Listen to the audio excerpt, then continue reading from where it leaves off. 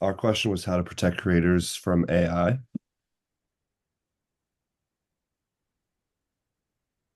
So the problem we are dealing with here is AI has advanced exponentially fast within recent years, and there isn't much regulation because it's so new.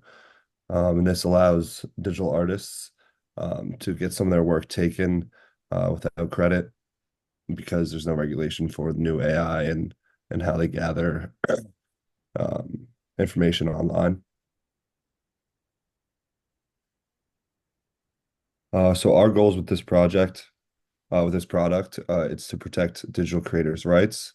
So to ensure that these artists have the resources to protect and get credit and money for their work that they post online. Also to promote accurate citation of all NI generated work. So if their work is used by AI and online art generators, they will get credited for it. And thirdly, to teach both AI users and digital artists the effects of AI, stealing art and how to combat it. So, along with getting citations and protecting artists' rights, we're going to educate them on how to protect their stuff in the future on their own and the effects of some of the art and how they can combat it. So, just a brief background. AI users often unknowingly use content from artists that's generated from gathering things online.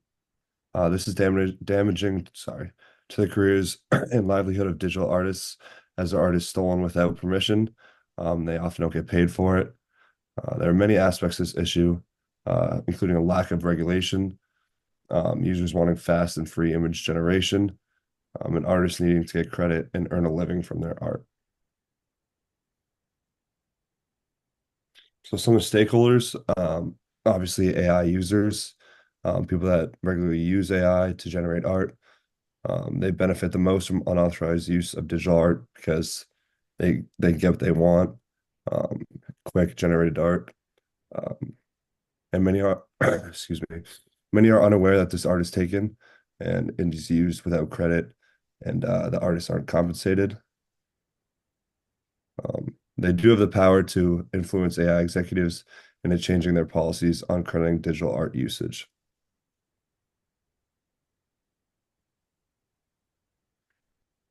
The second stakeholders are digital artists. These artists have viewable art on the internet. Um, they're negatively affected by most of the AI generative work that they get their artwork stolen. Many are unaware of the steps to prevent or gain credit for their artwork's usage, and they have a large interest in protecting their art, as it is very often their livelihood.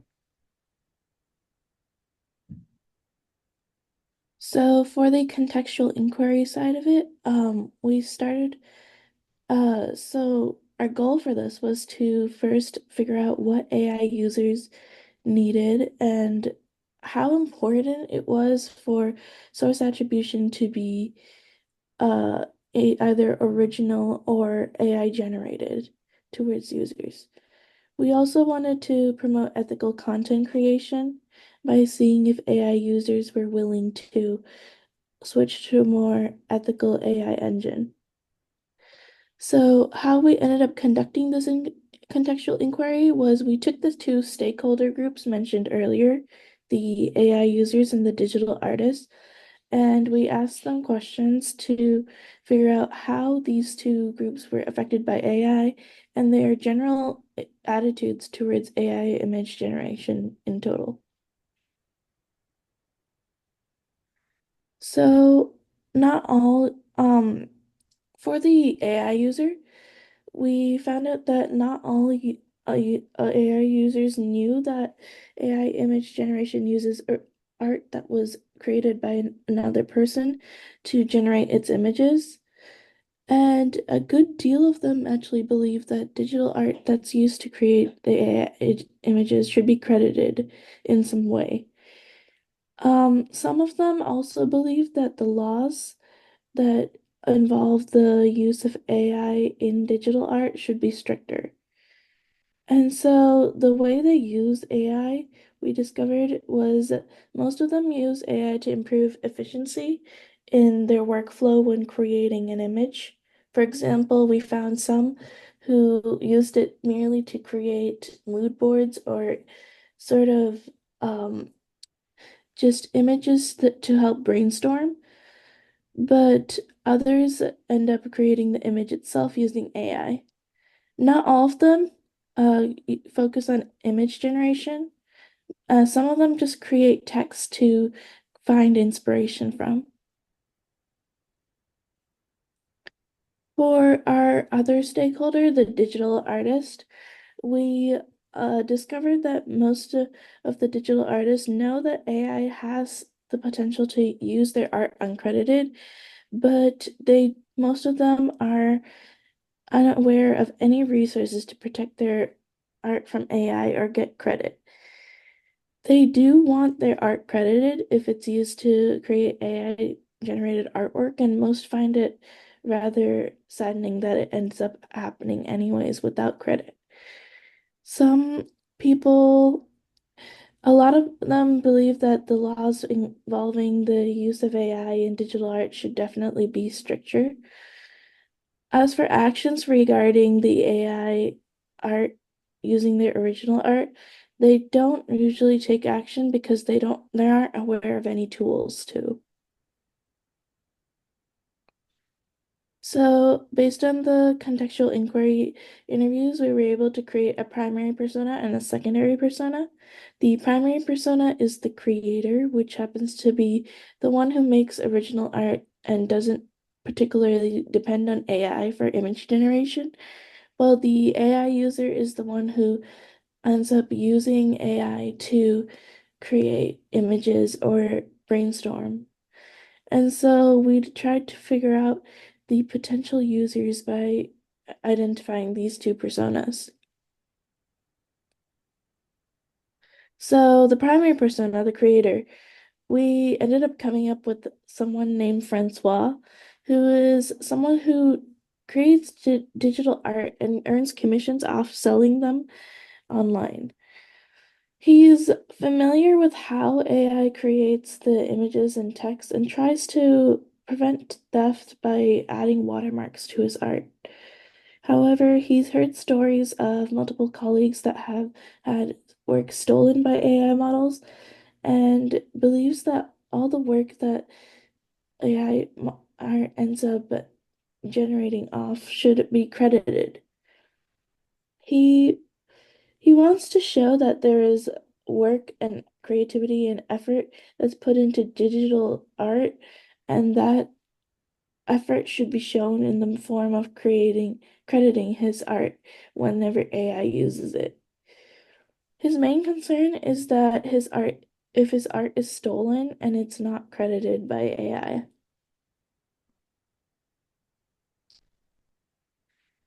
For our selected persona, the AI user, Um, we have Katerina. So Katerina is someone who uses AI often and has knowledge of backend functionalities of the AI engines and sourcing.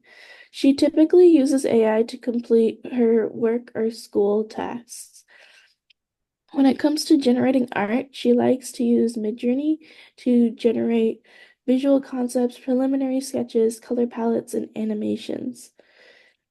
Mainly, her use in AI seems to function around brainstorming and mood boards. She often looks at AI websites, but she tries to provide citation where it's applicable. So, for example, if she takes someone's art as an inspiration, she tries to credit them. She does want to have a good standard practice of ethics for AI. And she wants to make sure that she doesn't have any instances of plagiarized content. She specifically does not want to use AI generated content that could be plagiarized because there might be consequences or repercussions for doing so. So the designing of our product based on the information gained in our contextual inquiry, we were able to identify that credit is a recurring issue within AI-generated art. We were also able to establish that many digital artists are unaware of any resources available to them to be notified when their art is used by generative AI and to get credit for their work. In response to these identified issues, we've decided to create CiteSee. CiteSee will be a website available to artists that will enable them to detect instances where AI images are generated using their artwork, and to be able to get subsequent credit when this does occur.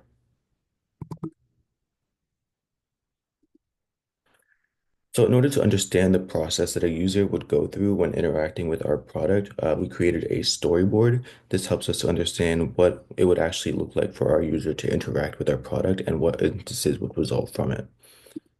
So this is our storyboard. It outlines how a user will interact with our product. It describes the functions of the website and lays out the user's expected journey throughout using our product. So starting in the beginning, our primary persona, the artist, makes an art piece. From there, they can choose to sell it online, post it online, however the case may be.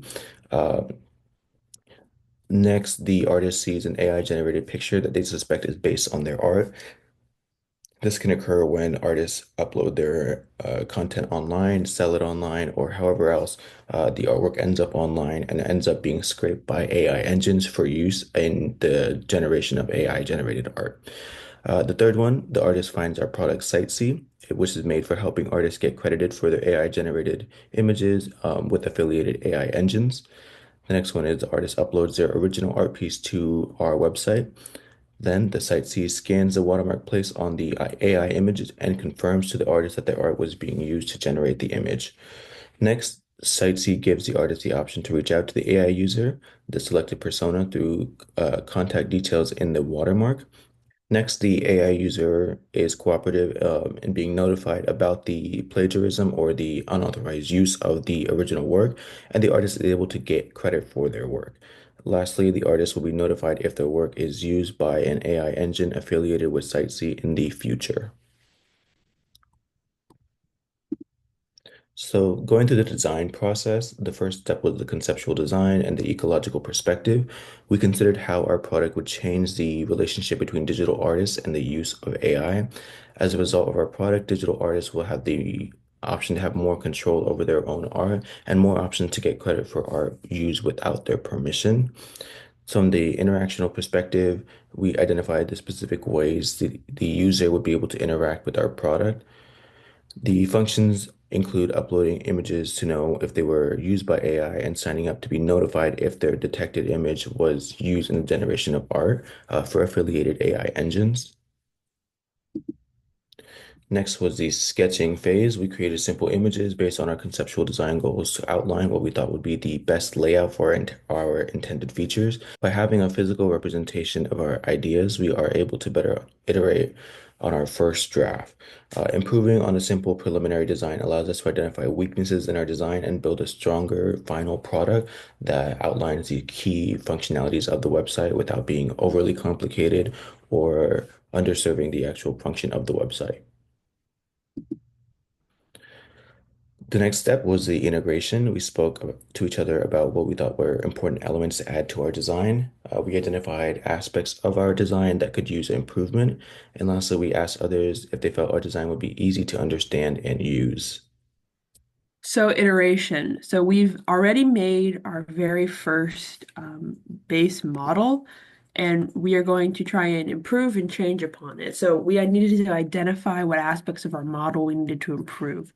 So we identified the need to allow users to be notified if images are generated with their AI, with their art by AI in the future. We improved the overall layout and labels within the product to make sure that our design allows for the user to navigate and understand what each element of our site does. And we identified the need to add a feature to access contact information for the AI companies integrated into the site. So here's our final interactive prototype. So our first page has the ability to allow users to drag and drop and upload files to then test and see if they have been used by generative AI. Our page 2 has some changes because it also shows the size and type of the image that we've uploaded, and it also has a much clearer button rather than just click here next. Page 3 is the page that lets the user know of the information that's found. So here we can see that artwork1.png was found on the site ChatGPT. And so from here, there are two options. The user can either click on the ChatGPT site and get contact information to contact the AI company, or they can click notify me if images are generated using my art. So these two different options allow users to decide what they want to do with this information. Awesome. Okay, so page 4 shows what would happen if you clicked that ChatGPT button. On page 3, it shows what would happen from the AI that has used their artwork. But after you do get that information, you can hit that return button and go back to the page in case you would like to take further action. So after page 4, you can go back and decide to submit your email to get notified if any of your other art is found being used by generative AI. We do that by deciding which of the artworks you'd like to be notified for and putting your email in, and then hitting the submit button. Page 6 is an example of what would happen maybe like a month down the line if it was detected that an image was generated using those images that the artist has already submitted. Okay, so here's a video of our final prototype so that you can understand how we've made these connections and how it works and how it can overall be seen as a user experience.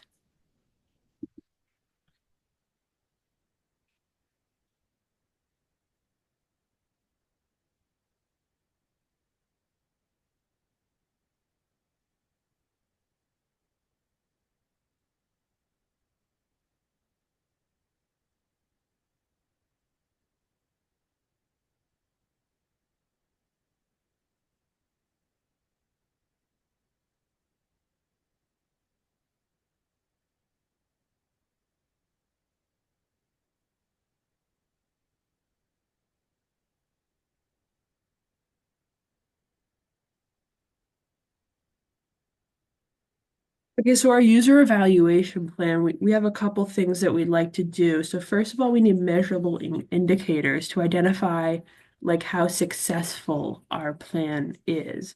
So we're going to do that by identifying the number of users that are able to successfully use our site. If a user is able to navigate through the site, if they're able to submit their images, if they are able to get notified whether or not they have had their art used by AI, those are numbers that we can use to indicate if our design is successful or not. Another thing we could do is watch someone use our website and have them think aloud as they do. This gives us real-time feedback on what the user's thinking during different portions of our site. So if there's a portion where maybe like a user's looking for a button that we didn't include, or like if something doesn't make sense or could be more efficient, this will give us that feedback as it shows what the user is really thinking as they navigate through our site. Finally, we will survey users after using our site. So asking questions like, how easy was the site to use? How helpful were the functions of the site? And would you use this site again in the future? We can ask a variety of questions like that to hopefully understand better where we can improve, how the user feels about our product, and really learn how to iterate on our plan now and make it even better for users in the future. Thank you. We have worked to combat the issue of protecting digital artists from image generation AIs by creating a product that allows artists to identify where their art has been used to generate images and get credit. We did this by using the design process, understanding our issue, conducting cognitive interviews. All of these things have come together to create our final product, and we hope that it is a good solution to our issue.